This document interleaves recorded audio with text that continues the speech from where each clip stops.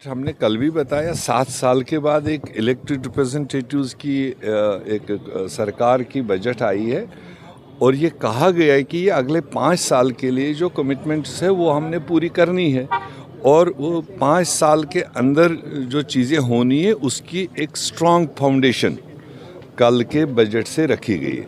अब हर आदमी चाहे कि मेरा नाम उसमें क्यों नहीं है, मेरा मसला हल क्यों नहीं हुआ, अभी तो बहस भी होनी है, 4 दिन बहस होनी है, कुछ चीज़ें नुमाइंदे उठाएंगे और जब रिस्पांस चीफ मिनिस्टर साहब देंगे उस वक्त भी उनका डिस्क्रिशन है, वो कुछ चीज़ें ऐड कर सकते हैं, कुछ चीज़ें उसमें बढ़ा सकते हैं। तो और फिर उसके बाद डिपार्टमेंटल ग्रांट्स है। फाइनली बजट इन टोटल करीब 25 तारीख के आसपास अप्रूव होना है। तो ये तो पूरे 20 दिन अभी डिबेट का टाइम है, डिबेट्स होंगे, लोग इश्यूज उठाएंगे, final response of the government क्या होगा वो इस साल के लिए होगा।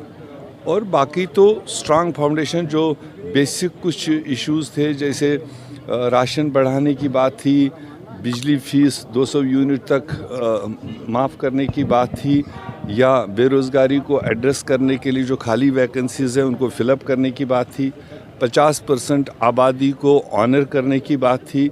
ये मोटे मोटे इश्यूज तो उसमें आए। बाकी सारे सेक्टर्स में बूस्टिंग के लिए इस बजट में शुरुआत की गई और लोगों को इंतज़ार करना चाहिए। और एक ही दिन में पिछले 10 साल के मामले हल नहीं हो सकते हैं, उसमें थोड़ा टाइम लगेगा। और वो भी सिचुएशन अभी यूटी है।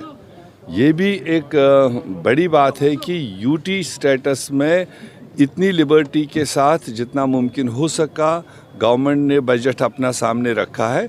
आगे हम उम्मीद कर रहे हैं स्टेट वापस आएगा। स्टेट बनने के बाद में कुछ अथॉरिटीज़ कुछ और बढ़ेंगी और बड़े फैसले लेने का ताकत भी सरकार को मिलेगा।